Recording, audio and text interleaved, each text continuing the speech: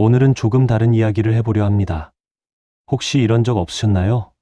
밤늦게 퇴근하고 돌아와 불 꺼진 방을 마주했을 때 문득 드는 그 공허함, 나는 뭐 하는 걸까 하는 막연한 불안감, 열심히 사는데 왜 제자리인 것 같은지, 최선을 다하는데 왜 늘 부족한 사람 같은지.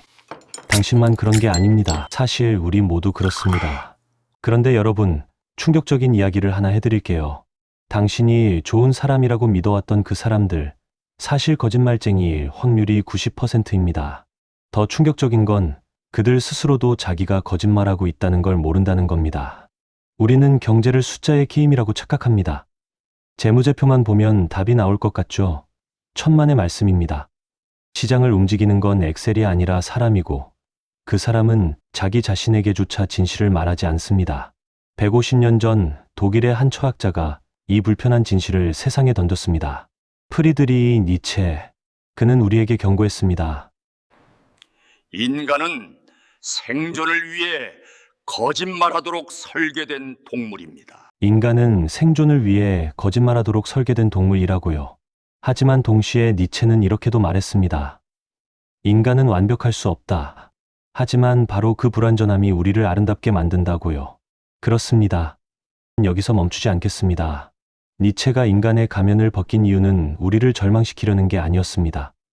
오히려 그 반대였죠. 우리 모두가 쓰고 있는 가면, 그 뒤에 숨겨진 상처를 이해하고 서로를 조금 더 따뜻하게 안아주기 위해서였습니다. 오늘 우리가 나눌 이야기는 타인을 비판하기 위한 게 아닙니다. 오히려 우리 모두가 쓰고 있는 가면, 그 뒤에 숨겨진 상처를 이해하고 서로를 조금 더 따뜻하게 안아주기 위한 시간입니다. 니체는 말했습니다. 남을 이해하는 것은 결국 나를 이해하는 것이라고요. 그러니 오늘 이 시간은 타인을 판단하는 시간이 아니라 당신 자신을 위로하는 시간이 될 겁니다. 오늘 우리는 두 가지 여행을 함께 하겠습니다. 먼저 타인의, 그리고 당신 자신의 민낯을 직시하는 불편한 여행, 그리고 그 민낯을 이해하고 위로하는 따뜻한 여행. 준비되셨나요? 그럼 이제 당신이 믿어왔던 모든 인간관계의 상식을 뒤집고 동시에 당신 안에 상처받은 아이를 함께 안아주러 가보겠습니다. 가면의 경제학이라는 말 들어보셨나요? 우리가 일상에서 마주하는 타인의 친절, 그것이 때로는 우리에게 독이 될 수도 있다는 사실을 아시나요? 지금부터 친절 뒤에 숨겨진 진실에 대해 비판과 통찰을 통해 함께 들여다보겠습니다. 비즈니스 미팅에서 너무나 완벽하게 예의 바른 사람을 만난 적 있으신가요? 한치의 실수도 없이 매너 있고 항상 웃으면서 당신의 의견에 동의하는 그런 사람. 역설적이게도 그 친절은 인격이 아니라 생존을 위한 갑옷일 가능성이 큽니다. 심리학에서는 이걸 방어기제라고 부릅니다. 거절당하는 것이 죽기보다 두려운 사람이 선택하는 가장 강력한 무기가 바로 과도한 친절이거든요. 그들은 상처받지 않기 위해 친절한 사람이라는 연극을 하고 있는 겁니다. 진짜 자신감 있는 사람은 굳이 모든 사람에게 좋은 사람으로 보일 필요가 없습니다. 때로는 거절할 수 있고 불편한 진실을 말할 수 있죠. 하지만 협상 테이블에서 상대가 지나치게 저자세라면 그는 지금 당신과 거래하는 게 아니라 자신의 열등감과 싸우는 중입니다. 문제는 그 친절의 유통기한입니다. 계약서에 사인하기 전까지만 유효할 확률이 높거든요. 하지만 잠깐 여기서 멈춰봅시다. 혹시 당신도 그런 가면을 쓰고 계신 건 아닌가요? 밤늦게 퇴근하고 돌아와 불 꺼진 방을 마주했을 때 문득 드는 그 공허함, 나는 계속 웃어야만 하는 걸까 하는 피로감. 괜찮습니다. 우리 모두 그렇습니다. 니체는 이렇게 말했습니다. 가면을 쓴다는 건 약함의 증거가 아닙니다. 그동안 너무 많이 다쳤다는 증거일 뿐입니다. 가면을 쓴다는 건 약함의 증거가 아니다. 그동안 너무 많이 다쳤다는 증거일 뿐이다. 아마도 과거 어느 순간 있는 그대로의 당신으로는 사랑받을 수 없다고 배웠을 겁니다. 그래서 친절한 사람이라는 역할을 연기하기 시작한 거죠. 그렇게 하면 최소한 미움받지는 않을 테니까요. 하지만 이제 알아주세요. 당신은 완벽하게 친절하지 않아도 충분히 사랑받을 자격이 있습니다. 오늘 밤 딱 5분만이라도 당신의 가면을 벗어보세요. 거울 앞에 서서 수고했어 라고 말해주세요. 완벽하지 않아도 있는 그대로의 당신은 충분히 괜찮은 사람이니까요. 투사라는 심리학 용어 들어보셨나요? 우리가 타인을 비난할 때 사실은 우리 자신의 모습을 비난하고 있다는 걸 아시나요? 지금부터 비난 속에 숨겨진 진실에 대해 함께 살펴보겠습니다. 저 업체는 너무 부도덕해. 저 대표는 실력도 없으면서 운만 좋아. 혹시 이런 말을 입에 달고 사는 사람과 협업하고 계신가요? 조심하세요. 심리학의 투사 개념에 따르면 사람은 자신이 가진 단점을 인정하기 싫을 때 그 단점을 타인에게 뒤집어 씌웁니다. 즉, 타인의 오만함을 비난하는 사람은 사실 자기 내면에 감당 못할 오만함과 열등감이 소용돌이치고 있다는 뜻입니다. 시장에서 특정 라이벌을 비합리적으로 깎아내리는 사람의 말은 사실 그 라이벌의 단점이 아니라 자기 자신의 약점을 고백하는 자기소개서와 같습니다. 더 무서운 건 본인은 정말로 자기가 정의로운 줄 압니다. 진심으로 상대가 나쁘다고 믿어요. 투사는 무의식의 영역이거든요. 자기가 자기를 속이는 겁니다. 경쟁 업체의 도덕성을 과하게 비난하는 기업은 사실 내부적으로 더 큰 부도덕을 숨기고 있을 가능성이 큽니다. 그런데 여기서 우리 스스로를 돌아봐야 합니다. 한번 생각해 보세요. 당신이 유독 참을 수 없어 하는 누군가의 모습이 있나요? 그 사람의 어떤 점이 당신을 그토록 불편하게 만드나요?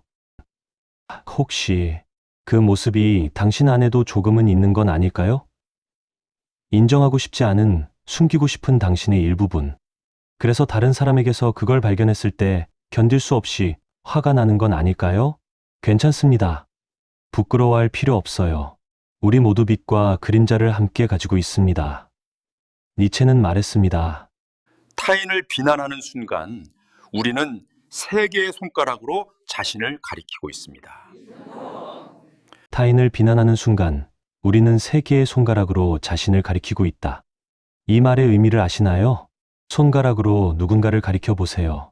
검지 하나는 상대를 향하지만 나머지 세 손가락은 자신을 향하고 있습니다. 이것이 바로 투사의 본질입니다. 즉, 다른 사람에게 한마디 욕을 하면 자신에게는 세 마디의 욕이 돌아온다는 의미입니다. 생각해 보세요. 저 사람은 정말 게으른 애라고 비난할 때 사실은 당신 자신에게 나는 게으르다, 나는 게으르다, 나는 게으르다라고 3번 외치고 있는 겁니다. 무의식이 그렇게 작동하거든요. 또 다른 해석도 있습니다. 다른 사람에게 한마디 지적을 할 때는 나 자신을 3번 돌아보라는 의미로도 볼 수 있습니다. 상대의 단점 하나를 지적하기 전에 내 안에 같은 단점을 3번 성찰하라는 거죠. 그렇게 하면 비난의 화살이 아니라 이해의 손길이 뻗어 나갈 수 있을 테니까요. 우리가 타인에게서 발견하는 견딜 수 없는 단점, 그것은 사실 우리 자신이 가장 두려워하는 우리의 모습입니다. 거울을 보는 건데 그 거울이 타인이라는 형태를 띠고 있을 뿐이죠. 심리학자 칼 융은 이렇게 말했습니다. 우리가 타인에게서 가장 싫어하는 것은 우리 자신이 인정하지 못한 그림자다. 그래서 어떤 사람은 타인의 게으름을 참지 못하고 어떤 사람은 타인의 오만함에 분노하며 또 어떤 사람은 타인의 약함을 경멸합니다. 왜 그럴까요? 자기 안에 똑같은 게으름이, 똑같은 오만함이, 똑같은 약함이 있기 때문입니다. 다만 인정하고 싶지 않을 뿐이죠. 다음번에 누군가가 당신을 화나게 만들 때 잠깐만 멈춰보세요. 그리고 조용히 3번 물어보세요. 첫 번째, 저 사람의 어떤 점이 나를 불편하게 하지? 두 번째, 혹시 그게 내 안에도 있는 건 아닐까? 세 번째, 나는 그 부분을 어떻게 다루고 있지? 이 3가지 질문이 당신을 조금 더 부드러운 사람으로 만들어줄 겁니다. 타인에게도, 그리고 무엇보다 당신 자신에게요. 왜냐하면 타인을 이해한다는 건 결국 나 자신을 이해하는 것이니까요. 타인을 용서한다는 건 결국 나 자신을 용서하는 것이고요. 우리 모두 불완전합니다. 그래서 아름답습니다. 당신의 그림자까지 안아줄 수 있는 용기가 생기길 바랍니다. 그것이 진정한 성장의 시작이니까요. 선함을 무기로 사용하는 사람들이 있다는 걸 아시나요? 지금부터 정의라는 가면 뒤에 숨겨진 진실에 대해 함께 들여다보겠습니다. 요즘 ESG니 도덕적 가치니 하는 것들을 유독 소리 높여 외치는 기업들이 많죠. 니체는 이를 변형된 권력 의지라고 봤습니다. 진짜 선한 사람은 굳이 증명하려 애쓰지 않습니다. 하지만 자신이 남보다 우월하다는 것을 증명하고 싶은 사람들은 도덕이라는 도구를 사용해 타인을 가르치려 듭니다. 쉽게 말하면 남을 지배하고 싶은데 물리적으로는 못하니까 도덕적 우월감으로 지배하려는 거죠. 나는 너보다 선하니까 내 말을 들어야 해라는 식입니다. 비즈니스에서 우리는 오직 정의만을 위해 일한다고 외치는 파트너가 있다면 그 뒤에 숨겨진 남을 지배하고 싶어 하는 욕망을 읽어내야 합니다.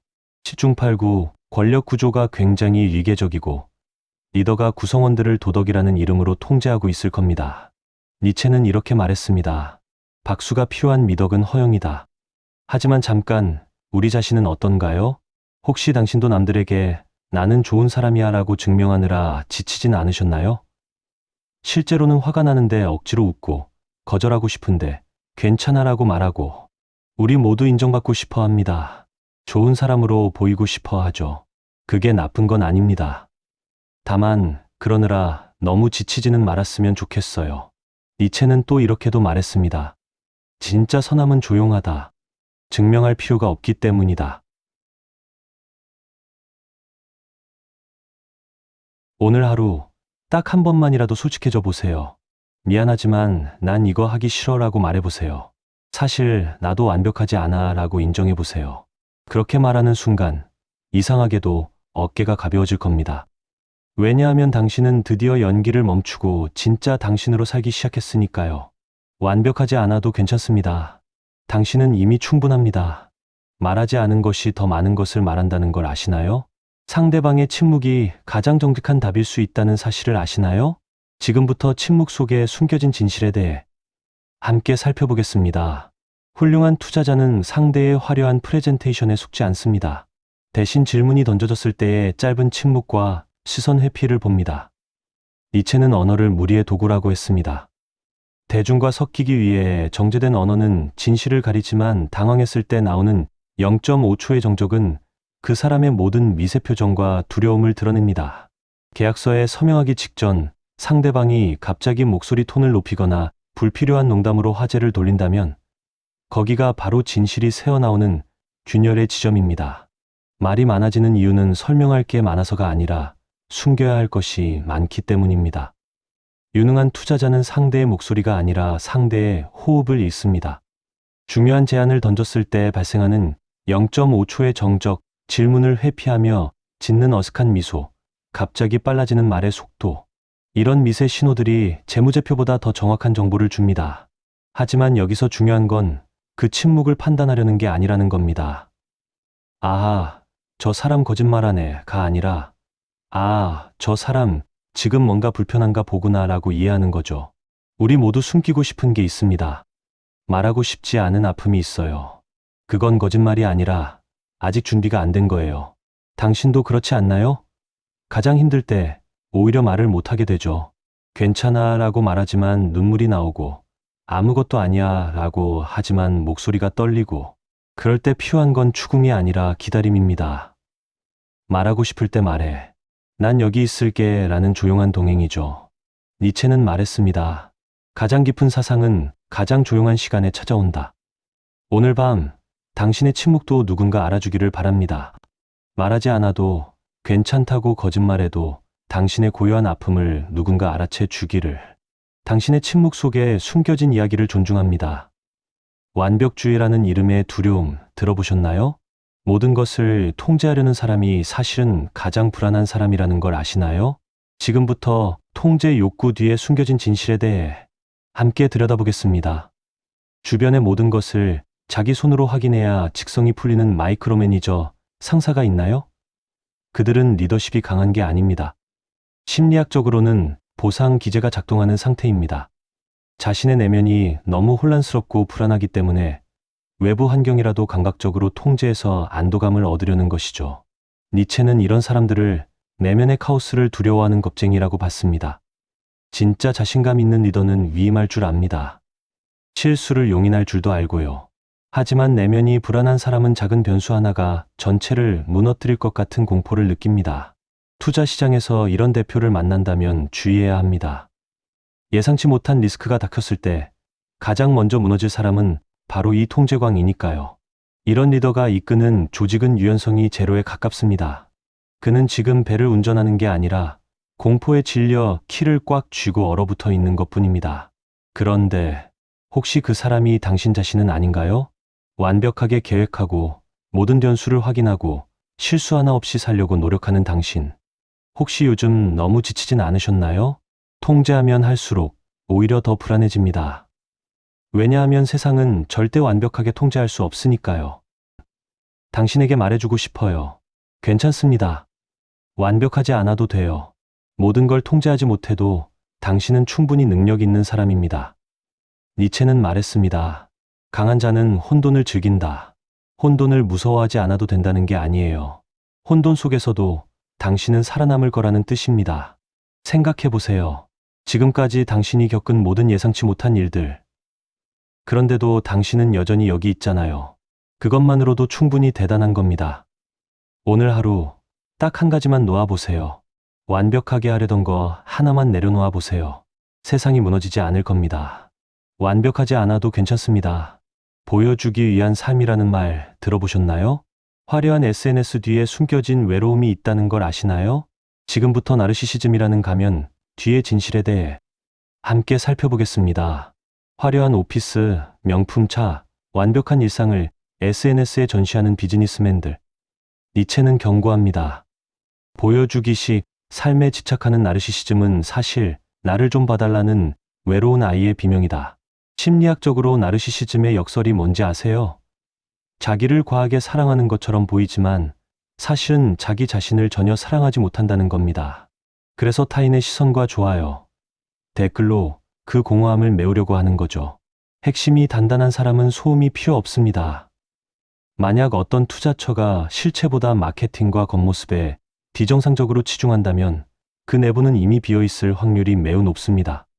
실체보다 마케팅에 치중하는 기업, 언론 플레이에 목을 매는 CEO, 사무실 인테리어는 화려한데 정작 직원 복지는 엉망인 회사. 내용이 없는 자는 형식에 집착합니다. 하지만 여기서 중요한 건 그 사람을 비난하는 게 아닙니다. 오히려 이해하는 거예요. 우리 모두 인정받고 싶어 합니다. 사랑받고 싶어 하죠. SNS에 사진을 올리는 사람도, 그걸 부러워하며 보는 사람도 결국 같은 마음입니다. 나도 충분히 괜찮은 사람이야 라고 확인받고 싶은 거예요. SNS를 보다 보면 가끔 이런 생각이 들지 않나요? 다들 나보다 잘 사는 것 같은데, 나만 뒤처지는 것 같은데. 당신에게 말해주고 싶어요. 당신은 좋아요 숫자로 증명되지 않습니다. 팔로워 수가 당신의 가치를 결정하지 않아요. 니체는 말했습니다. 박수는 때로 우리를 살게 하는 힘이기도 하다. 하지만 그게 전부가 되어서는 안 된다. 오늘 밤 핸드폰을 내려놓고 창문을 열어보세요. 밤 공기를 깊게 마셔보세요. 그리고 스스로에게 말해주세요. 나는 이대로 충분해. 당신의 평범한 하루를 응원합니다. SNS에 올리지 않은 그 순간들이 사실은 가장 소중한 삶이니까요. 합리화라는 말 들어보셨나요? 우리의 모든 논리적 판단이 사실은 감정에서 시작된다는 걸 아시나요? 지금부터 논리라는 가면 뒤에 숨겨진 진실에 대해 함께 들여다보겠습니다. 이 투자는 논리적으로 완벽해. 이런 말을 들으면 조심하세요. 니체는 단언합니다. 인간은 논리적인 존재가 아니라 상처받은 감정을 논리로 정당화하는 존재다. 우리는 먼저 감정적으로 결정하고 나중에 그걸 정당화할 논리를 찾습니다. 더 정확히는 어린 시절의 상처와 두려움이 먼저 결정을 내립니다. 그리고 어른이 된 우리의 이성이 그 결정의 논리라는 옷을 입히는 거죠. 실패를 두려워하는 사람은 신중함이라는 논리를 만들고 인정받고 싶은 사람은 혁신이라는 논리를 만듭니다. 상대의 논리를 깨고 싶다면 팩트가 아니라 그 사람의 내면, 아이가 가진 공포를 먼저 이해해야 합니다. 어린 시절 가난을 경험한 사람은 이 투자는 너무 위험해라고 하지만 실제로는 내면 아이가 또 이르면 어떡해? 라고 떨고 있는 겁니다. 모든 전략, 모든 판단, 모든 선택 뒤에는 감정적인 상처와 두려움이 있습니다. 그런데 이건 당신도 마찬가지입니다. 지금 당신이 고집하고 있는 그 논리, 그 판단의 뿌리를 한번 들여다보세요. 진짜 이유는 뭘까요? 우리 안에는 어린 시절에 우리가 여전히 살아있고 중요한 순간마다 그 아이가 튀어나와서 결정을 내립니다. 이걸 내면 아이, 이너 차일드라고 합니다. 괜찮습니다. 부끄러워할 필요 없어요. 우리 모두 상처받은 내면 아이를 품고 살아갑니다. 니체는 말했습니다. 인간의 모든 고차원적인 사고 밑에는 감정적 상처가 깔려 있다. 그 아이를 무시하지 마세요. 논리로 덮으려 하지도 마세요. 대신 그 아이를 한번 안아주세요. 그래, 내가 무섭구나. 괜찮아. 이제 어른이 된 내가 너를 지켜줄게. 오늘 밤 조용히 앉아서 당신의 내면 아이에게 말을 걸어보세요. 그 아이가 대답할 겁니다. 그리고 당신은 비로소 당신의 진짜 마음을 알게 될 거예요. 논리가 아니라 감정을 돌보세요. 그게 진짜 당신을 치유하는 시작입니다. 반복 강박이라는 말 들어보셨나요? 우리가 같은 실수를 반복하는 이유가 무의식에 있다는 걸 아시나요? 지금부터 인생의 패턴 뒤에 숨겨진 진실에 대해 함께 살펴보겠습니다. 비즈니스에서 매번 비슷한 사기를 당하거나 항상 같은 이유로 동업자와 결별하는 사람이 있습니다. 니체는 이를 인생에 반복되는 패턴이라고 봤습니다. 우리는 자유의지로 선택한다고 믿지만 사실 어린 시절 형성된 심리적 대본대로 움직이는 경우가 많습니다. 심리학에서는 이걸 반복 강박이라고 합니다. 왜 그럴까요? 역설적이게도 낯선 행복보다 익숙한 고통이 더 안전하게 느껴지기 때문입니다. 어릴 때 버림받은 경험이 있는 사람은 무의식적으로 자신을 버릴 것 같은 파트너를 선택합니다. 사람을 읽는 마지막 단계는 그 사람의 현재 행동이 아니라 반복되는 패턴을 보는 것입니다. 그 패턴은 그 사람이 세상에 던지는 무의식적인 고백입니다. 이번엔 다를 거야 라는 말은 비즈니스에서 가장 위험한 도박입니다. 하지만 이건 당신에게도 적용됩니다. 혹시 당신도 그런가요? 매번 비슷한 이유로 실패하시나요? 늘 같은 유형의 사람 때문에 상처받으시나요? 니체는 말했습니다. 운명이란 선택이 아니라 반복되는 패턴이다. 하지만 여기서 포기하지 마세요. 니체는 또 이렇게도 말했으니까요. 패턴을 깨는 순간 비로소 진정한 자유가 시작된다. 당신의 패턴을 인정하세요. 아, 나는 이런 실수를 반복하는구나. 부끄러워할 필요 없어요. 깨닫는 것만으로도 이미 당신은 변화하기 시작한 겁니다. 그리고 작은 것 하나만 바꿔보세요. 딱 하나만요.